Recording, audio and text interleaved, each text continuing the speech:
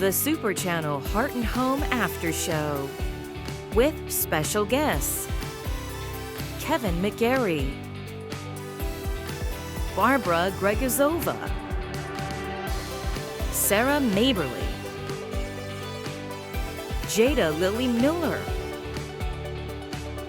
Ben Rosenbaum, and now the host of the Super Channel Heart and Home After Show, Elliott Wallach. Hi everyone, welcome to the Super Channel Heart and Home After Show. You know, this season, I feel like we've seen a lot of new characters, but I think this is our first time exploring an alter ego. And Nathan Grant's alter ego, Danny DeMarco. Let's take a look. Let's talk about episode 5. Yes. So What do you want to talk about?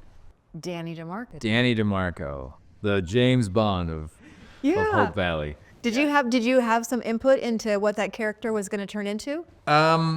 The only thing that I got that they allowed me to have was that white dinner jacket, because I so wanted the Harrison Ford, the Indiana Jones look from Temple of Doom. So I was like, can we get this jacket? Can we get this like white striking jacket? And I think it'd be great because when he's at a casino, everybody else would be like these black, tuxedos, and then Danny DeMarco pops out. And they said yes. They ended up working it in. Nathan, Oh, hey. what's going on? Wish I could tell you. Oh, you look very handsome. Really? Because I'm supposed to look like I can blend in. Not a chance of that. Originally, actually, he was supposed to be in my head in a pinstripe suit. So just something different, like a different color palette, what he usually does. And then, and then Kevin actually sent me a picture of one of the James Bond movie pictures. I don't know if it was Sean Connery in like a white dinner jacket, because that's like, it's different period for the James Bond, but like it's what they wore in 1920.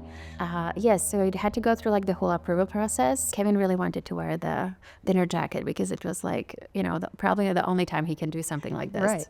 So different from his red serge that he has to wear all the time. Yes. So no, he was very excited about it. So it's his like, I should probably call it like a James Bond moment or something like that. Yeah. Yeah. I was pretty happy I got that. But then the rest of the character was created by Pascal, basically. And in that scene, she's telling me like what to do and how to find them, and Yeah, how was that with her, like teaching him to walk? And I mean, was that fun, the It was two a of you super together? fun scene, yeah. And I mean, it was so nice too. Like last season, it was like, the Rosemary and Bill detective team, and now like Nathan kind of gets to join a little bit, and they're both giving him the gears, and being like, you can't go undercover. We're gonna know who you are. You're, you don't know what you're doing. And then, for him to just give it his all and try his best, and then all of a sudden kind of find this like suave secret agent that's been inside him the whole time. It was super fun. I think he needs a character. Yeah. Danny DeMarco, a rare coin dealer from Capital City, originally Nevada City. Your family struck it rich in the gold rush, but lost it all in the flood of 1910. This is what gives you your devil-may-care. You know you're winning today, but tomorrow it could all go away. Like that. Oh, I like it. You get to go undercover. Is that fun for you as an actor to play something different? I mean, you're Nathan, but now you get to be And I get to be Danny DeMarco. Of course. I mean, that whole storyline was pretty amazing. I remember Martin Woods, who directed that episode, was just like, you're basically James Bond in this, man. Like you get to go to the poker room and Rico Suave kind of it up, and it's just so different from a lot of the stuff that we've shot in the past. And I would say this season particularly, we've really been kind of pushing boundaries and seeing how far we can go. And the set design team, I was just saying this the other day, have done like miracles. Yes. How they've transformed certain sets, and we were that episode there was, they had to build this like card room. And they did it. I don't want to say what set maybe you guys can go back and watch it. You can tell us about it. I mean, Oh, well, if you shot it already, it's it's But I wanted them to guess, but now I got to tell them that it's in the judge's office. Basically, they turn that into the cards room. but yeah, it was just incredibly fun and so different. And Yes, they made it look really different. yeah, everything, the whole, just the whole concept alone, it was just enough outside of the prairie life that it was fun to play. Yeah, and new for Nathan, because I mean he is a very simple horse and hat kind of guy, and now he gets to be James Bond. Yeah. I think they're looking for a new James Bond. Well, Audition tape. let's send this tape in. It could Let's happen. see. It could happen. Anything could happen. Yeah. All right. Well, You heard it here first. click the link below if you like. If you want me to play James Bond, I imagine you're gonna put some link there. Yeah, great. Click the link below. Like and subscribe. Queens over eights.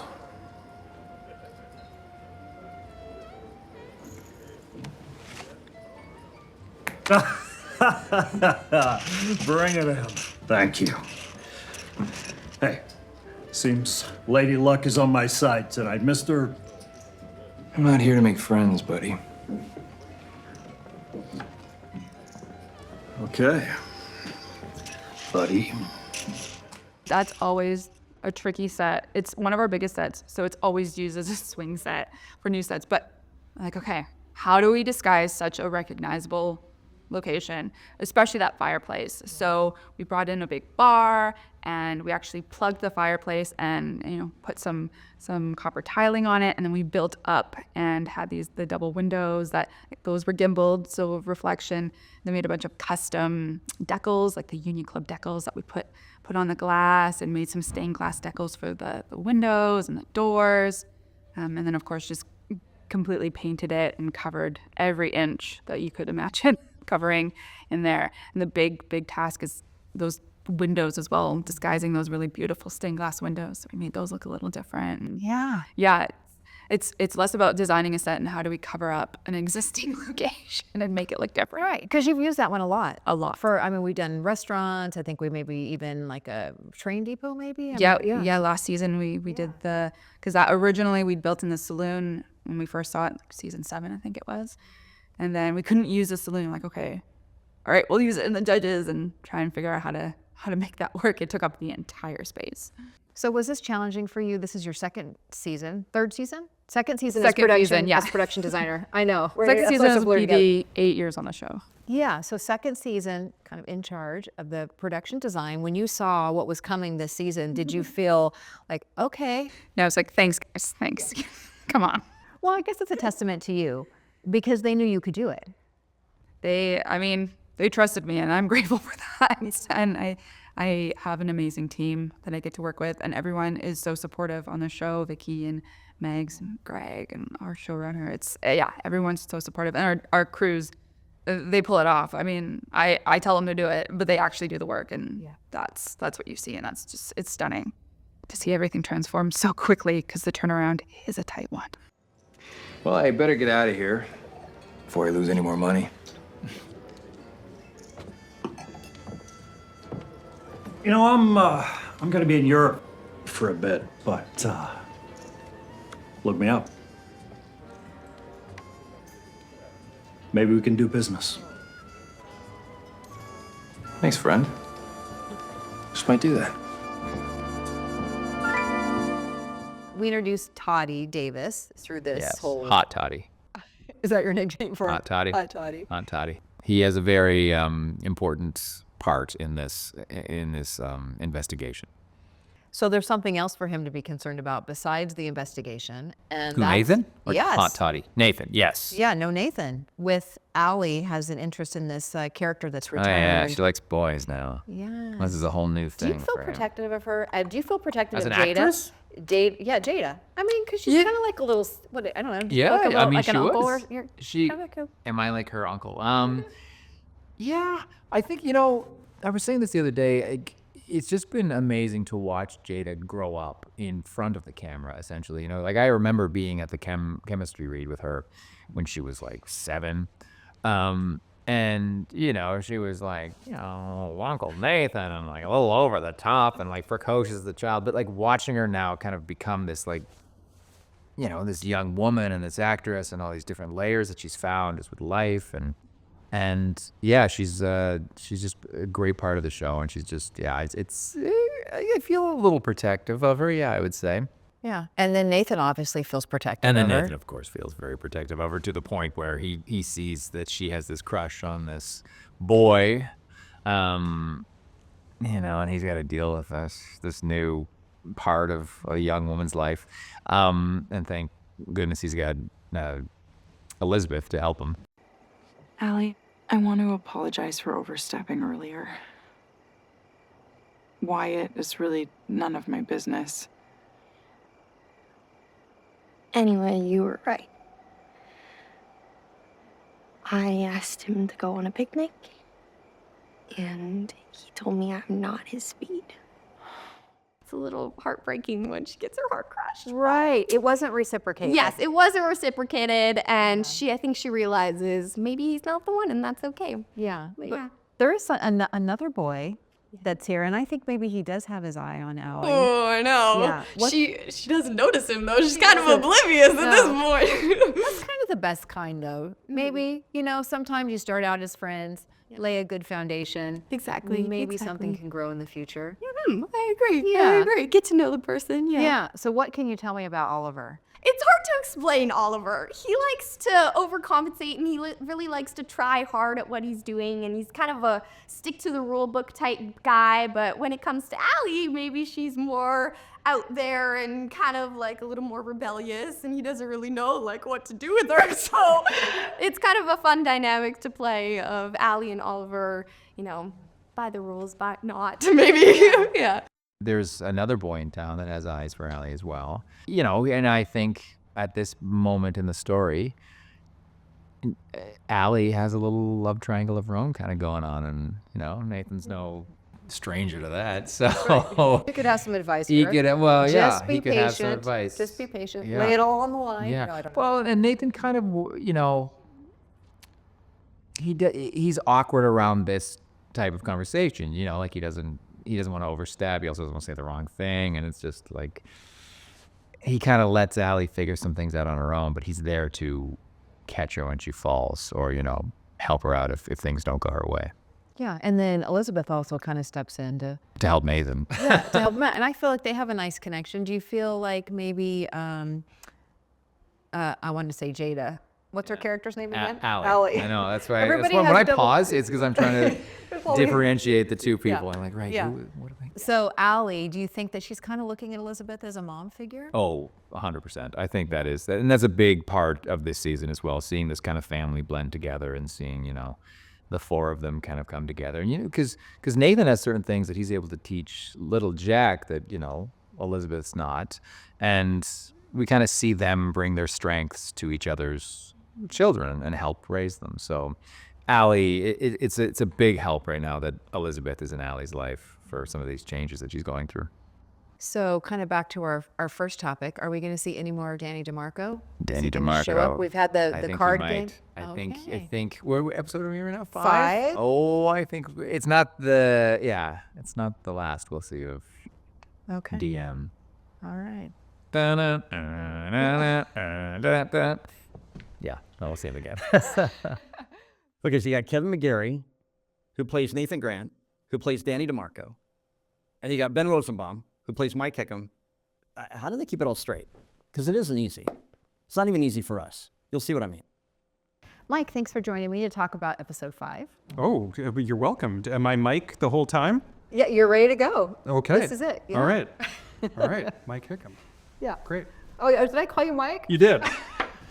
And I was like, is this in character? That's how powerful an actor you are. I was just ready to, I exude Mike-ness. This is what happens when you get to come at the end of the day. We've been doing this for about 10 hours. Okay, we'll start I was over. ready to roll with it. I was going to be, what are all these contraptions? What is this? Where am I? I thought what you were asking me was, am I mic'd? Oh. So I was like, well, can you see? That's very funny. There's a boom mic. Okay, we'll start over. Sorry. We'll use that. Okay. Ben, thanks for joining me to talk about episode 5. My pleasure. Thank you for having me. Yeah, so this episode, we see the return of Fiona. Yes. Yeah, how did you feel when you read in the script that Kayla was coming back? Very excited. because Kayla's a great friend, and I love her energy on set, love having her around. She's a great scene partner. And then just very fun. Anytime Hickam and Fiona are in a scene together now, we've got this established joy together. So as soon as she shows up, it's just like, little heart explosion, big hugs. It's really great. I'll be right with you, Fiona. Fiona? It's so good to see you. Oh. What are you doing here? Did you just get in? Just this minute. I can't believe it. How long are you going to be in town? Fiona! You're back! I'm so glad. So good to see you. Well, look at this young man. Hi, Miss Miller. This is Ava. She was walking from the station, and can you believe it? Someone stole all her things. Oh my goodness, I'm so sorry. It's funny, the same thing happened to me when I first arrived. Let's get you something to eat. And she brought somebody with her. Oh, yes, she did. Yes. Let's talk about that girl. Ava. Yeah. What can you tell me about her? Ava the heiress. Yeah, the heiress. Ava is shows up in town with a story of woe and misfortune. And as the good people of Hope Valley do, we rallied to provide her with the things she was missing, the things she needed, which is essentially everything she needed. She lost her luggage, so she needed clothes. She didn't have a place to stay. She needed food. She didn't have money. So we're really turning out our pockets for her in these episodes. And I think Mike especially. Well, you know what? Mike is he's what's the nice way of saying a pushover? He has a soft heart. He does have a soft heart. Yeah. And he's also he believes in people. He believes in people and wants to help people. And so, of course, even though she rattles off a pretty extensive list for her first order at the saloon. Yeah, the food. Yeah, she orders just about everything on the menu, but that's what she needed at the time, and so he's going to bring it. Last night, she bought a round of drinks for the whole saloon, and when I say bought, I do not mean paid for. Her tab is out of control. Well, I guess when you're dealing with an heiress, you get what you get. Yeah, there's definitely more to Ava, for sure.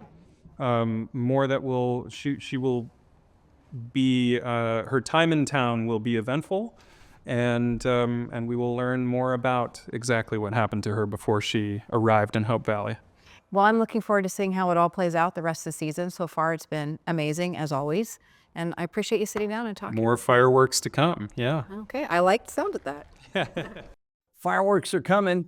You guys heard it here first, but I think we kind of knew that. Episode 5, you got 7 to go. We know there's fireworks coming. The other thing we know is coming is some amazing sets. They always do an amazing job every year, but this year, maybe it's just me, but this year it just feels like the year of the sets. What Sarah Maberly and her team have put together, it is astounding. Tiffiany is once more talking to Sarah about this incredible work she's doing for season 12. Let's take a look. Dad, you're finally home. Dance supplies. I feel like we don't normally see Nathan's, I was going to say Kevin's, but Nathan's place. Yeah, it was fun to bring that back. It had been sitting in our lockup for so long, just craving to be written back in. And so, between some last season and now this season, it's seeing it really as a staple now in the season. It's like, yay, because it's a really warm, beautiful set. And I mean, we see so much of Nathan and Allie around, and we know so much about them. So then to be in their home and for it to bring us into that, those intimate moments, that's been really, really fun to have that set come back. What was the direction for that set? What were you trying to accomplish with it? I really just wanted the mixture of the male and female. So you've got the traditional greens and what Nathan is trying to bring as a home.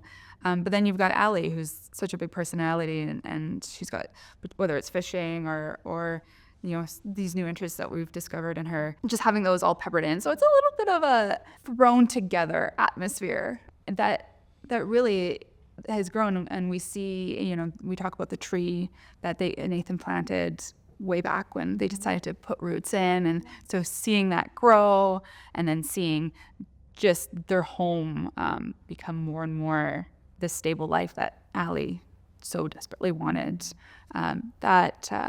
So just to see that cemented more in our storyline, and because we know it's been there, but then to see it's been really nice. So where is it physically? Which row house is it? Rosemary and Lee's. Yeah, Okay. and it's funny because we actually put it in Elizabeth's the very first time we ever saw it.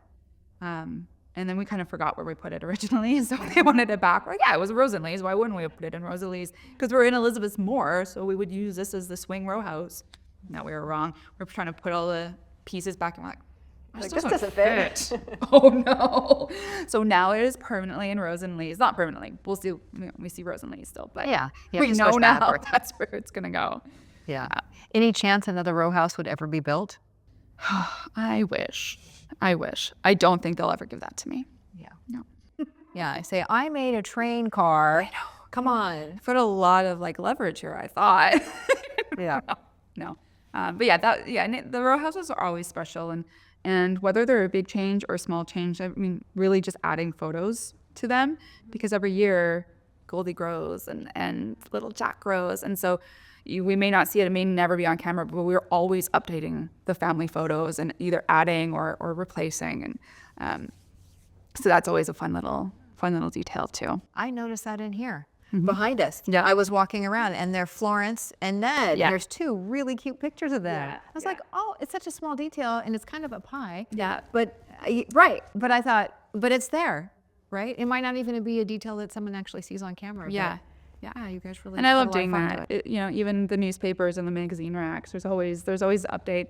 And there's always something that kind of gives away a little hint. There's always little Easter eggs in there. Okay. Do the Hardys find them? Have you noticed? Do they... Not all of them. Okay. No, not all of them. Interesting. Okay, Yeah, Easter eggs. there's definitely one this season. There is? Yeah, we'll see it in episode, I believe, 9 or 10, sort of in the background. And then it plays episode 11. It becomes an important, little tool. Yeah. This is good. This is good. This is going to be fun. A little Easter egg for them to find. Yeah. Honestly, it's been the busiest season ever. And so